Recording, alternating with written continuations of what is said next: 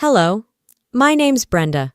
I used to think staying silent made me stronger, that if I just kept helping, giving, showing up, they'd eventually see me. But then my cousin sent me a video, my sister laughing, mocking me at her wedding, a wedding held at my venue, paid with my money, under a contract I never signed. They said I was family, so why did I feel like the hired help? And if that was just the start, what else have they been hiding? What would you do if the people you loved the most built an entire celebration around erasing you? Monday started like most days.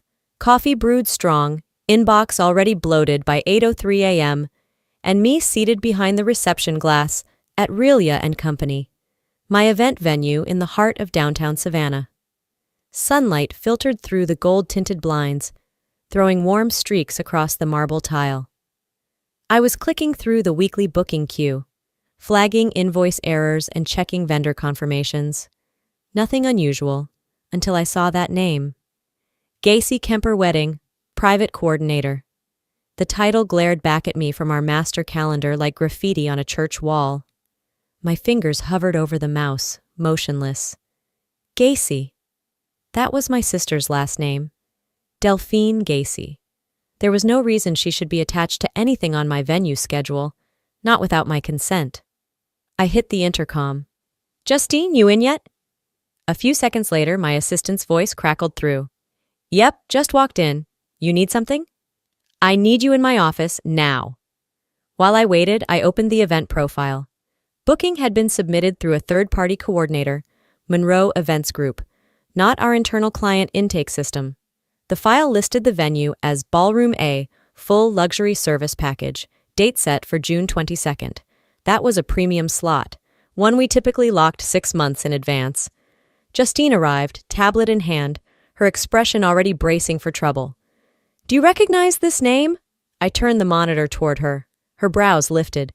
"Delphine? Isn't that your—" "Yes," I cut in. "That's my sister. But I didn't authorize this." Justine scrolled through the file. "Says it was booked 3 weeks ago, via Monroe, signed and paid." "Signed by who?" she tapped. "Brenda Relia." My blood chilled. "Open the contract." She clicked the PDF open. Sure enough, there it was. My name at the bottom, in a signature that looked almost like mine. Elegant loops, confident strokes, but too wide, too dramatic. "I didn't sign this." Justine looked up, concern etched on her face. "Are you sure?" "I'd never sign a 6-figure booking without a face-to-face." We both stared at the screen. Total balance, $198,650. Package, custom floral installs, live musicians, valet, full bar, luxury rentals, imported linens, all charged under my name, with me listed as the financial underwriter. I opened my archive folder, scrolled to a verified contract from a previous client, and pulled up my actual signature. Side by side, the forgery became obvious. Whoever copied it had done their homework. But not enough. Justine let out a low whistle. "This is big." I didn't answer. I was already 3 steps ahead, remembering a text from my mother sent weeks ago. "Don't worry about the family stuff, sweetheart. We're handling it." Handling it? Apparently by forging my damn name. I clicked into our family WhatsApp thread. Buried between forwarded memes and Bible quotes, I found Delphine's message. "Hope you all are free June 22nd. It's going to be the event of the year." Nothing else. No context, no venue mention, no RSVP follow-up, because there was nothing to confirm. It was a setup. They didn't need me to agree. They needed me to not check until it was too late. A sick heat pooled in my chest. I turned to Justine. "Do we still archive overnight footage from last week?" She nodded. 7-day loop. Why? "I want to see who's been inside my ballroom." We fast-forwarded through the footage from 3 nights ago. There she was, Delphine, strutting through Ballroom A in stilettos, draped in silk, followed by a planner and 2 interns carrying clipboards and iPads. She never checked in. No clipboard signature, no call to staff, no text to me. She walked through my building like she owned the damn place. My jaw locked. This wasn't an accident. This wasn't a surprise party. This was a hijack. I inhaled through my nose and exhaled slowly. Every instinct screamed for confrontation. I wanted to call her, to call my mother, to scream through every group chat. Instead, I clicked print on the contract. I took screenshots of the signature, the timestamped footage, and the booking portal metadata. On my desktop, I created a new folder. Delphine June inside it, I saved every file with precise names. Forged_signature.pdf ballroom_footage _06-01.mov event _listing_monroe.png no confrontation. Not yet. Just documentation. Just preparation, I whispered under my breath. You chose war. I choose the weapon. Then I closed the folder, leaned back in my chair, and stared at the wall of floral samples behind my desk. The same ones I'd chosen for a client who actually respected my work. My fingers tapped the edge of the desk, steady and deliberate. She really thought I'd say nothing, I murmured, half smiling. She's right, for now. I stayed late that night. After saving the files and locking the office, I didn't go straight home. I walked the halls of Rilya and Company, past the arched doorways I designed, past the sconces I picked out, past the rooms my name paid for. I told myself I was just doing rounds, making sure everything was in place for the weekend weddings. But deep down, I needed to feel the bones of the place, to remind myself this building didn't just have my name on it, it had me in it. That's why the next morning, when I returned for a routine walkthrough, I knew something was off before I even stepped through the front lobby. The air had changed. There were lilies in the air. Lilies I didn't order. I could hear someone laughing from Ballroom A, a sharp, over-rehearsed cackle bouncing off the marble walls. As I walked toward the noise, I saw white rose petals scattered on the entry rug, petals that hadn't been part of any plan I approved. Inside, the ballroom was flooded with natural light, and Delphine.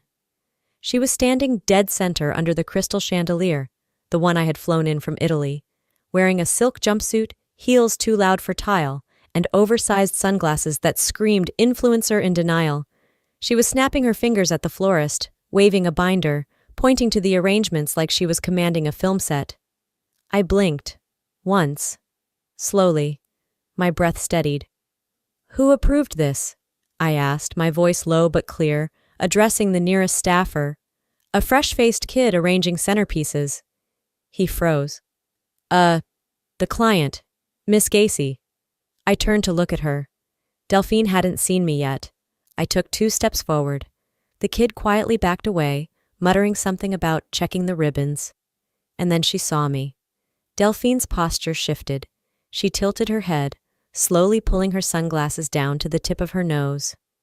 Well, look who decided to grace us with her presence, she said, loud enough for the room to hear. I kept walking. Delphine's lips curved into a smirk. You're not needed here, Brenda. I wasn't aware I needed your permission to enter my own venue, I said calmly. She raised an eyebrow. You don't. But this space is reserved for real guests. Then she turned to her planner, gestured toward me like I was a health code violation, and said the words that would be burned into my spine for years. Someone get her out of here. Kick this beggar out. This is a luxury space, not a shelter. A silence fell. Not the kind that asks for clarification, the kind that knows what was just said. No one moved. A young staffer dropped a clipboard. A vase teetered and clinked but didn't shatter. I didn't say a word. I just stood there, watching it all. Watching how everyone, every intern, every vendor, every coordinator, pretended like I wasn't even there. Except Justine. She walked in through the side door, 5 seconds too late, scanning the room before locking eyes with me. Her steps slowed, her lips parted, as if to speak, but the air was too tight. She could read it. The heat, the humiliation, the burn of standing in your own house and being treated like furniture. Delphine rolled her eyes, turning back to her planner. Well, are we doing a run-through or not? I didn't speak. I reached into my bag, pulled out my phone, and calmly opened the camera. My thumb tapped record. Delphine turned her head just slightly. Oh my God, are you recording right now? For venue records, I said flatly. She barked a laugh. Are you going to sue your family now? For using a room you probably didn't even build with your own money? I kept filming. Quiet. Steady. No, I replied. I'm just not going to forget. And with that, I turned and walked out. I didn't slam doors. I didn't shout.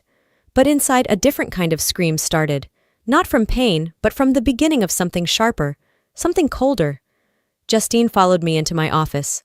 I sat down, opened my laptop. The folder was still there. Delphine June.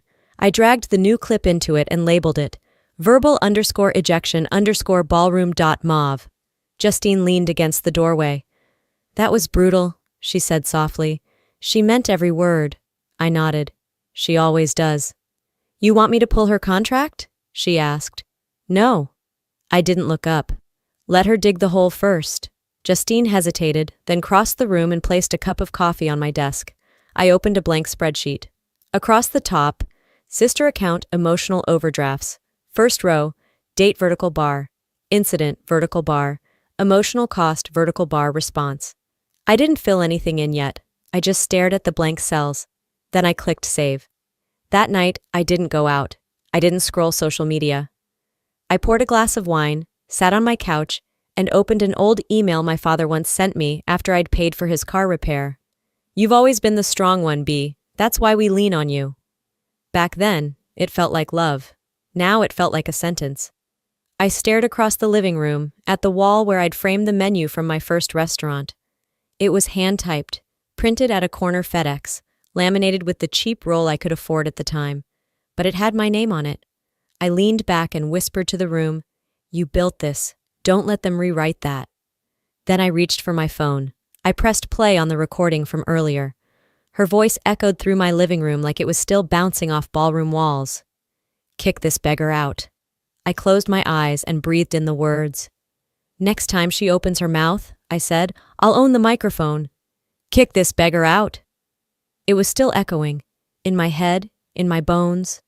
But what echoed louder wasn't what she said. It was the memory it triggered. Not the one from yesterday, but from years ago. I was 19, freshly moved into my first dorm at college, trying to juggle 2 jobs and a double major. Delphine had called crying. Again, she'd just failed another class and wanted me to co-sign a private loan. It's just until next semester, she swore. I told her no, not because I didn't love her, but because my credit was barely breathing. That night, my mother called. If you think you're too good for this family, don't come back. The words hit harder than I expected. Not because they hurt, but because she meant them. She weaponized the one thing I had always clung to, my place in this family. That wasn't the first time. It was just the first time I heard it out loud. I took a long sip from the mug. The morning air felt heavier than usual. I tapped the side of the cup and thought about all the invoices life had handed me. Not the financial ones, the emotional ones, the invisible ledgers they kept. My college degree? We sacrificed for you. The opening of my first restaurant? You couldn't have done that if we hadn't helped with Delphine all those years. Even the mortgage I paid on time, by myself, without a penny from anyone? That's still family land. We raised you there. Every success came with a guilt-coated receipt. I got up and walked back inside, opened my laptop, not to work, but to dig. I searched Mom in my inbox. Dozens of old emails popped up. Birthdays, holidays, check-ins that weren't really check-ins. Don't forget where you came from. Your sister really looks up to you. It wouldn't kill you to show more gratitude. There was a voicemail too, 2 minutes long. I played it on speaker as I paced the kitchen. Hey honey, I was just thinking about you. Your dad and I were talking about how proud we are. But you know, Delphine's been going through a hard time again, and it would mean a lot if you stepped up. Just remember how much we've done for you, okay? She said it like she was asking for a favor. But it sounded like a warning. I closed the email tab and opened an old folder from years ago. A scan of hospital records from when I was 10, pneumonia, week-long stay, IVs, oxygen, shadows moving behind white curtains. I remembered my mom sitting in the visitor's chair every night. I remembered thinking, this is what love looks like.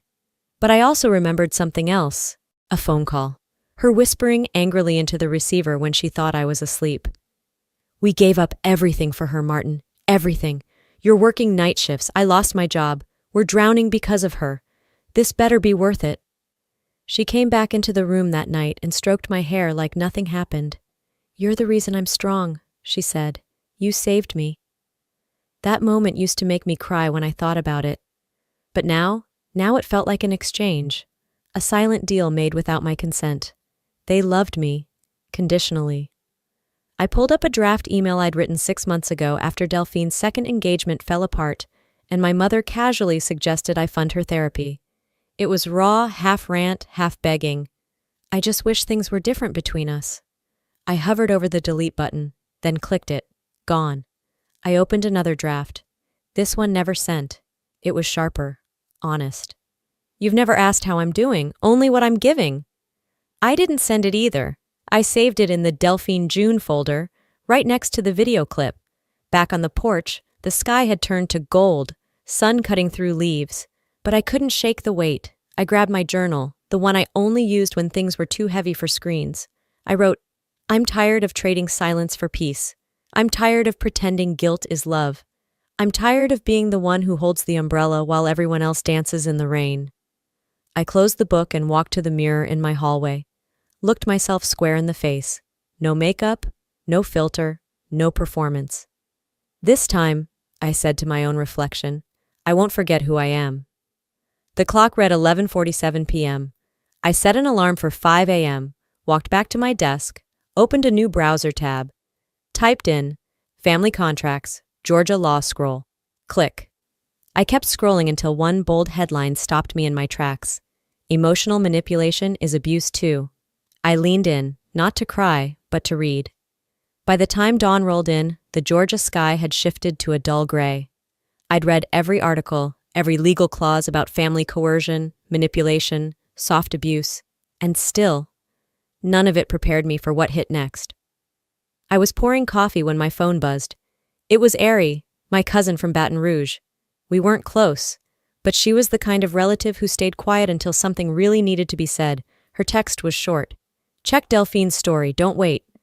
Something about those 4 words made my skin crawl. I opened Instagram, thumb hesitant. The video was still fresh, only up for 4 hours. A split screen, on the left, Delphine sipping champagne from a coupe glass, laughing like she just won a pageant. On the right, my driveway. My 10-year-old Honda Civic easing into its usual spot. The caption read, When your rich sister lives like she's in witness protection. She tagged no one, of course. Just a few hashtags. Hash relatable, luxury hash, some people choose dusty. For a few seconds, I froze. Then the comment section pulled me in like a riptide. That house screams anxiety. Not her driving that. She's basically poor on purpose, huh? Imagine having that much money and still living like a ghost. I stared at the screen, then looked up, caught my own reflection in the kitchen window. Same old me, bun half-tied, sweatshirt faded from too many washes. The car parked crooked outside with a dented bumper and a Georgia tag 1 year overdue. I paid for that car, I whispered. I built this house. No help, no loans, no credit cards in someone else's name. Just my work, my hands, my 5 a.m. alarms. And that's what they mocked. Ari texted again. This video didn't go public first. I saw it in her private group. She's been joking like this for weeks. Thought you should know. I blinked. Private group? She sent me a link to a Reddit thread. I hesitated, then clicked. There it was. My name, in a thread titled Luxury Isn't Always Loud.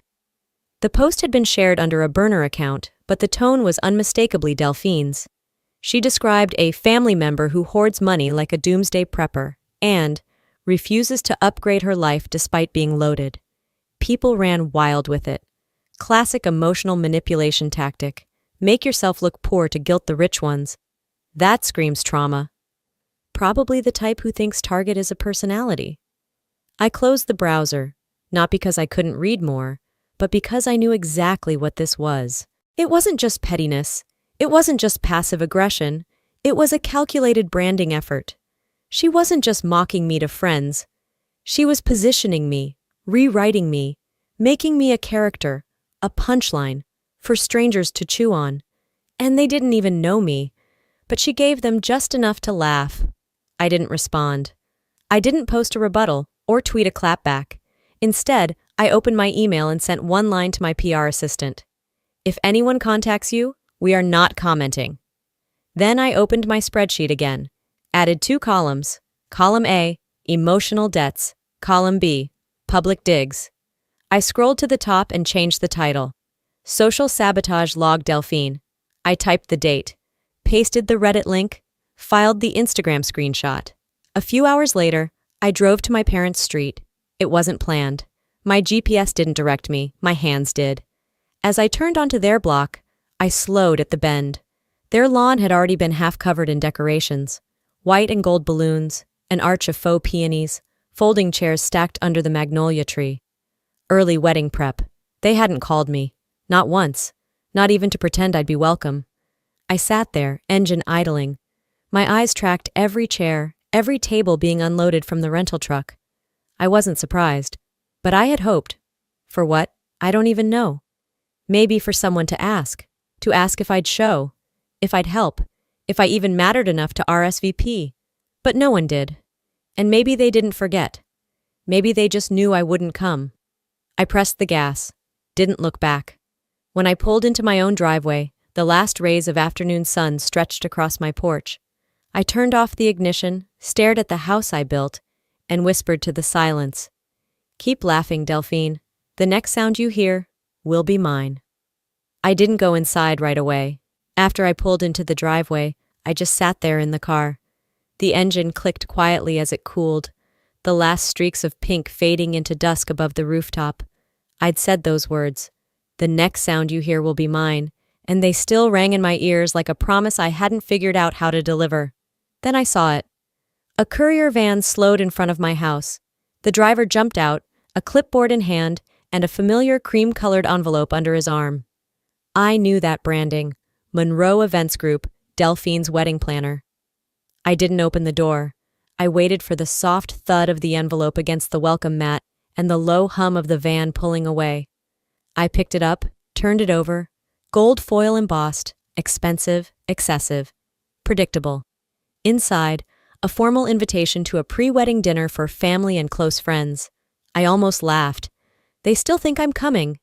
But something deeper than humor stirred. Something colder, more exacting. They hadn't just dismissed me. They were counting on my silence. Again. I took a photo of the invite, sent it to Justine with one line. "Schedule me for a walkthrough.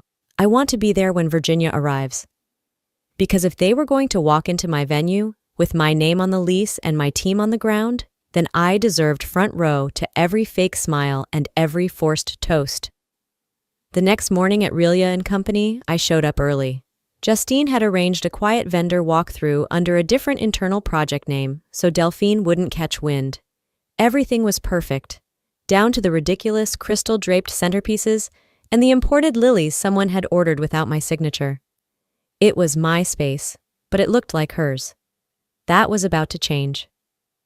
By 11 a.m., the Monroe family's black town car pulled in.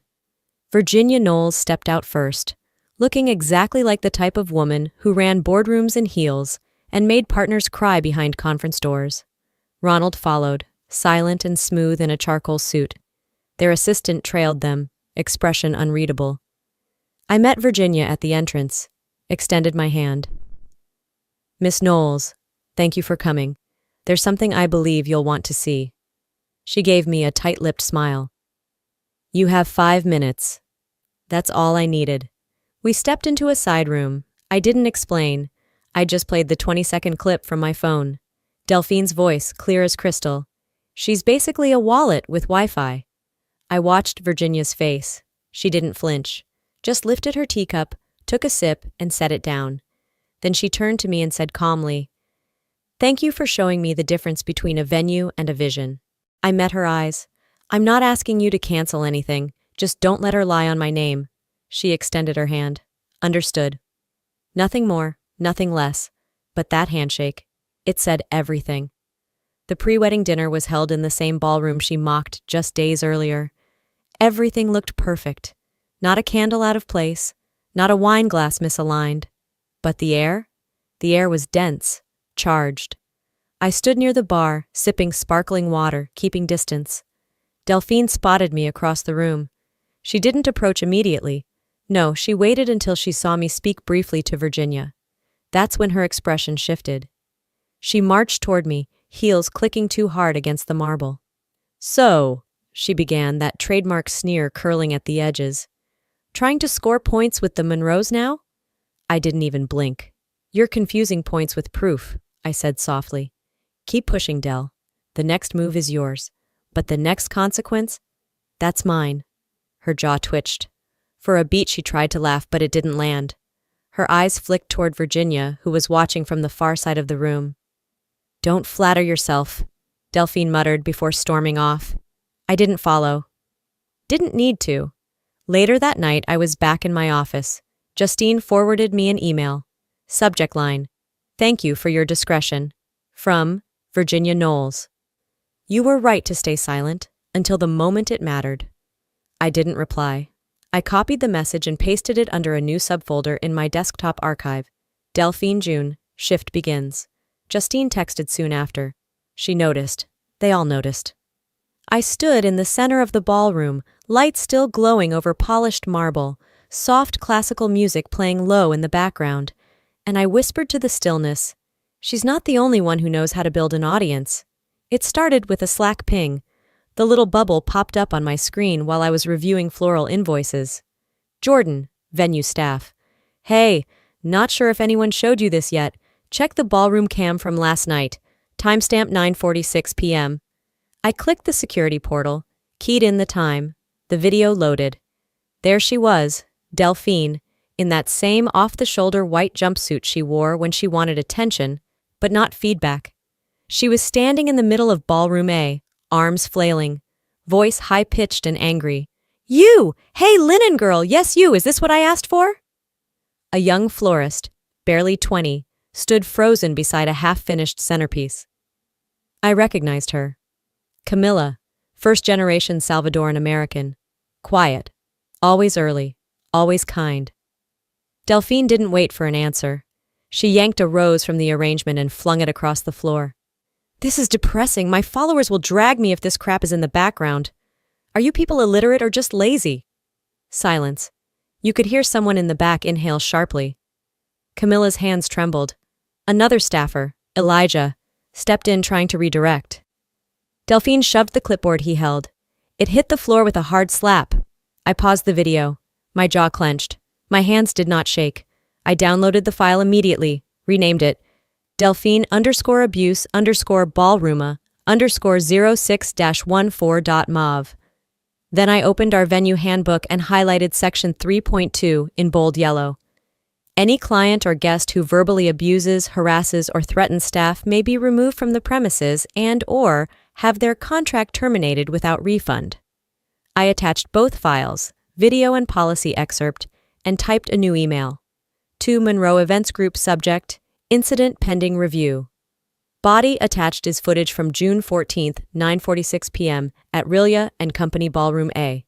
Behavior displayed is in violation of staff safety protocols. Per policy, this is under review for breach of contract. B. Rilya. No salutation, no soft clothes, no fluff. Just fact. Just like she gave me. 2 days passed. On Wednesday morning, Justine walked into my office holding a crisp folded printout. Her lips pressed into a flat line. She handed me the letter without a word. At the top, Monroe Events Group, Event Withdrawal Notification.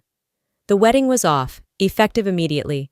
Due to breach of professional conduct toward venue personnel, Monroe Events Group is withdrawing sponsorship and event hosting support for the Gassy-Kemper wedding scheduled June 22nd. No explanation, no cushioning, just black ink on heavy cardstock. I didn't smile, didn't clap, just nodded. Let her explain that one in a reel, I said, reaching for my coffee. The Monroe family wasn't taking calls. Virginia was unavailable for comment. Ronald was traveling abroad. The silence from their end said more than any press release. Delphine had always been loud, but now her silence was deafening. By Friday, the internet caught up. Delphine posted a shaky video, angled badly, crying without tears. She blamed high stress, said she was just passionate about design, and called the clip a gross misrepresentation of a private moment. But the internet doesn't care about context when you insult a brown immigrant girl on camera. TikTok flooded with stitches. Creators mimicked her voice. Linen girl, are you serious, Delphine? One tweet went viral. Guess money doesn't buy manners.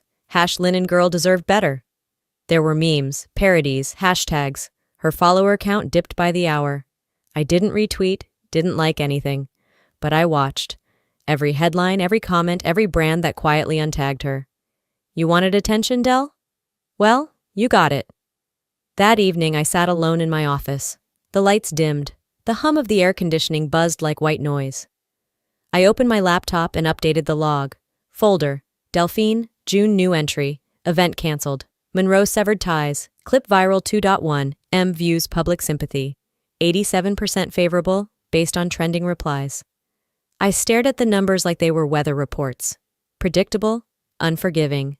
Then I opened a fresh document titled Recovery PR Shield Strategy. Because even if she was burning, I knew better than to stand too close to the smoke. Delphine was reckless, but she wasn't done. Not yet. I could feel it. I closed the laptop and leaned back in my chair, arms folded behind my head, eyes locked on the ceiling. She'd tried to use my business like a backdrop, my name like a credit card, my silence like consent. But silence isn't a grace period. It's a fuse. And hers just met the match. I whispered into the empty room. You wanted a wedding headline. You got one. The following morning broke gray and quiet. The kind of stillness that felt like it was holding its breath. I stood in the kitchen, the coffee machine humming low, and scrolled aimlessly through unread texts until I saw it. A package on the front porch. No knock. No doorbell. Just a manila envelope resting dead center on the welcome mat, too neatly placed to be random. I opened the door and picked it up slowly, the paper thick and sealed with no return address. No handwriting, no indication of sender, but it felt heavy, not in weight, but in consequence. I peeled the seal open and slid the contents out. Screenshots, email threads, bank statements, a printout of the contract with my forged signature. Only this version had yellow highlights, red notes, timestamps in the margins. And at the very bottom, a post-it note in clean block letters, in case she tries to turn this on you. That was it. No name, no threat, just a fact. I stood there barefoot on the hardwood floor, the pages fanned out in my hands. My pulse didn't spike, my vision didn't blur, but something settled inside me, hard and permanent, like concrete. Not fear, not revenge, something sharper, clarity. That night, Delphine went live again, this time from a luxury hotel suite. Hair curled just right, eyes glossy, voice cracking on cue. She's always been jealous of me, she said into the camera. Brenda's bitter, always has been. She couldn't handle that I found real love, real support, real success. So she decided to destroy it. She sniffed, wiped away a tear that didn't fall. And you know what hurts the most? Her voice trembled. I thought she was family. Comments poured in faster than she could fake a cry. Then why'd you fake her signature, sis? She's the one who built the venue you trashed. Girl, sit down. Your mascara's not waterproof. And the hashtags rolled on. #Delphine down #. Luxury lies #wallet with Wi-Fi. I didn't comment, didn't call, didn't clap back. I uploaded a single PDF to a public Dropbox folder. One document, no caption, no commentary. It was the real booking contract. The one she forged, circled in red where the signature mismatched mine, side by side with a notarized sample from my business license file. The link spread on its own.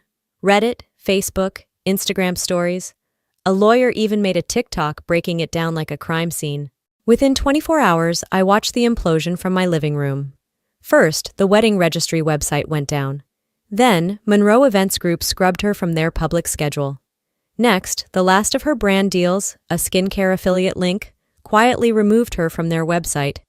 And then the real gut punch, Ronald unfollowed her, deleted their engagement photos, changed his relationship status to single.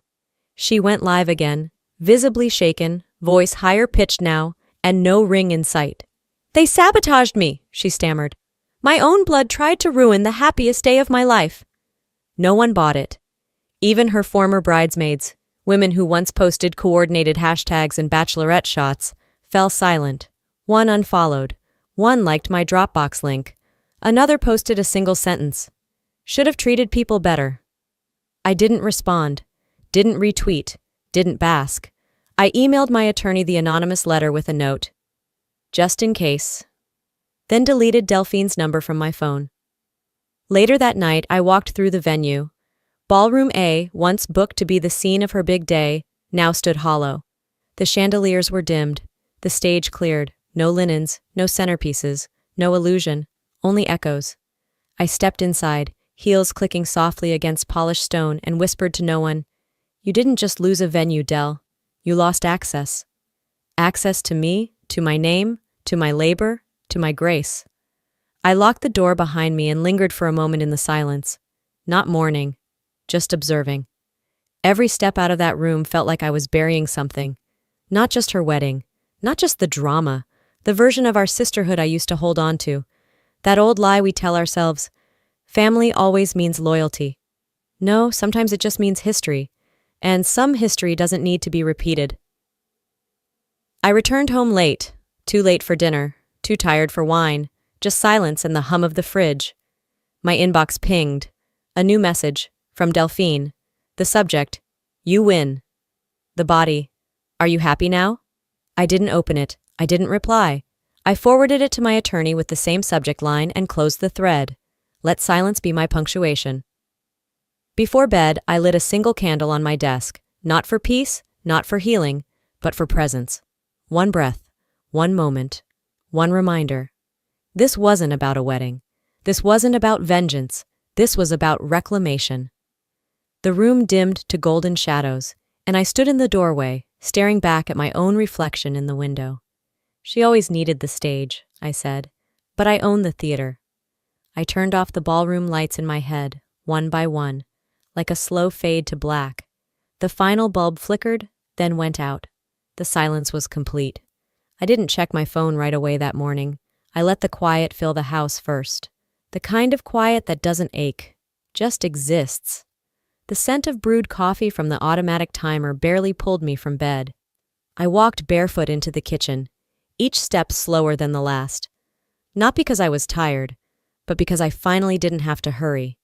No new texts, no missed calls, just a notification from my security system. Front gate opened, 6:04 a.m. That was probably the dog walker I'd hired for the neighbor's lab while they were away. And then I saw it. The banana bread. Still wrapped in plastic, tucked in the corner of the fridge. A relic from 3 days ago. Mom had dropped it off without a word, left it on the porch like an offering. I picked it up, held it in my hands. It was the kind she used to bake when we were little, when Delphine and I still shared a room, and trust wasn't currency. It used to mean something. But not this time. I tossed it in the trash, didn't even unwrap it. "It's not an apology," I said out loud. "It's a pacifier." Back in my office, I pulled out an old folder from the locked drawer, my own version of a family ledger, not accounting for business, accounting for the emotional and financial lines I'd crossed in the name of loyalty. Row after row stared back at me. $3,200, co-signed car for Delphine, never paid. $900, AC unit for mom and dad. $250 here, $400 there. Holiday loans that became gifts.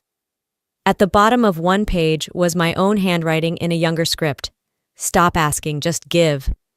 I stared at that line for a long time, like it belonged to someone I used to know, but had no plans of becoming again. I opened my laptop, logged into the bank portal, and found the automatic transfers. Click, cancel. The one for Delphine's rent? Gone. The one for the family cell plan? Gone. The one I forgot I even set up to pay for Dad's satellite subscription? Terminated. One by one, I erased the invisible strings they'd used to pull me back. The phone rang. Dad. I let it buzz through the first 4 rings before I answered. "Hey, B." His voice cracked slightly. I stayed quiet. He cleared his throat. "Just checking in. You doing okay?" I still didn't speak. He tried again. "Look, I don't know everything that's gone down. I know she's not doing great, but maybe that's on us. Maybe we didn't see how much we leaned on you." I took a breath, then said, "I don't need anyone to do well. I just need the truth to matter." Before he could reply, I hung up. No anger, just air. Later that afternoon, I walked the edge of the main ballroom while the fundraiser team did their prep. Folding tables were being draped in soft beige linens, candles being placed, silent auction baskets lined up near the fountain. It wasn't my event, but it was my space. Justine came up beside me, holding a clipboard. They asked if you'd want to speak tonight, just a few words before the auction. I looked around at the women organizing everything, some survivors, some advocates, all wearing strength like second skin. No, I said. Let them tell their stories. Mine's still being written. Justine smiled. Copy that. The sun had dipped low by the time I got home. The house, for the first time in weeks, felt warm. Not just temperature, energy. I changed into a sweatshirt, pulled my hair into a loose bun, and lit a candle. The kind with the sandalwood scent I used to think was too strong, but now found comforting. Grounding. I pulled out my journal and wrote in soft black ink, "Some wounds don't need revenge, they need fresh air." Then paused, and added, "I'm not the girl they raised, I'm the woman I raised myself to be." I closed the book, blew out the candle, and let the smoke rise into the dark. No parade, no post, no press release, just stillness. And I didn't shrink in it.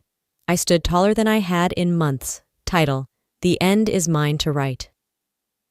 The light was barely breaking when I padded barefoot to the kitchen. The wood floors were cool, grounding. A single tea bag steeped quietly in my favorite mug, the one with the chipped rim I could never quite throw away. It had character. It had been through things. I curled up on the couch, legs folded under me, and opened my laptop. No rush, no plan, just instinct. I clicked open the drafts folder. Unsent emails lined the screen like tiny ghosts, silent, preserved moments frozen in time. One to my mother, time-stamped 2 years ago. "I'm not mad, I'm just not okay pretending anymore." Another to Delphine, written the summer after she flaked on my restaurant's soft launch party. "Your absence was louder than any speech." And one to myself, just a line, blinking at the bottom, "Don't let them tell your story for you." I didn't delete them, but I didn't send them either. Sometimes truth just needs to exist, not perform. Later that morning, the phone rang. My father. Again. I debated letting it go to voicemail, but something in me, a soft, steady voice I'd learned to listen to, told me to answer. "Hello?" "Hey, sweetheart." His voice was cautious, almost shy. I saw the fundraiser photos. You looked solid." Solid. Not beautiful, not proud, just solid. I smiled anyway. He didn't wait for me to speak. "I'm sorry," he said, "not just for what happened, for letting it happen." For a moment, the line went silent. But not the bad kind, not the sharp, wounding kind. This one had weight, meaning. And for the first time in years, I didn't hang up early. We didn't solve anything. We didn't unwrite history. But we sat there, two people not pretending anymore. By mid-afternoon, I got the alert from Justine. "Delphine's moved to Colorado. No job updates. Her socials are blank. She went quiet." I nodded at the screen. Not in triumph, not in relief, just acknowledgement. Some people don't get better, they just get quiet. I blocked the last gossip tag with her name. I'd seen enough. 2 days later, I received an email from a tiny independent press. "We followed your venue story. Ever consider writing the version that's never been told?" I closed the email without replying, walked into my office, sat down in front of the archive I'd once feared to touch. Delphine June still sat there, untouched since the last transfer. Instead of opening it, I created a new folder beside it. I named it Archived, not erased. Sunday came soft and slow. I didn't check the news, didn't scroll. I made a cup of lavender tea, lit a candle, and opened a fresh journal. Not the one for rage, not the one for accounting. This one, for endings. I wrote at the top, "Not every ending needs closure. Some just need peace." And beneath that, this wasn't revenge. It was recovery. I closed the book, placed it on the table, and sat in silence. No text, no applause. Just the hum of the world moving on. And me, not chasing after it. I leaned back into the couch, arms folded behind my head, and exhaled deeply. It didn't feel like victory. It felt like freedom. I whispered, not to anyone, but to the space that had once been heavy. I didn't lose them. I just stopped asking to be kept. Sometimes healing doesn't come with fireworks or applause. It comes quietly, like the morning after a storm, when the air smells clean again. If there's one thing I've learned, it's this. Silence isn't weakness. Boundaries aren't betrayal, and love, real love, shouldn't cost you your dignity. I used to think that keeping the peace meant staying quiet, forgiving fast, and letting family walk over the parts of me they didn't want to understand. But peace that requires you to shrink? That's not peace. That's submission. So to anyone watching, whether you're the strong one in your family, the quiet one, or the one who's finally had enough, let me say this. You don't owe anyone your silence. You don't owe anyone access to your life just because you share blood. You deserve peace that doesn't come at your own expense. Now, I'd love to hear from you. Have you ever had to walk away from someone you were taught never to give up on? Or maybe you stayed silent when you should have spoken. Tell me in the comments. Drop a 1 if this story touched something inside you. Or just share where you're watching from. I read every word. And hey, if you didn't like this video, I'd still love to hear why. That's what this space is for. Real stories, real people. If this story meant something to you, please consider subscribing. We've got more true stories coming about healing, hard choices, and holding your ground when it matters most. So hit that subscribe button, and I'll see you in the next chapter. Because the end, sometimes it's just the beginning.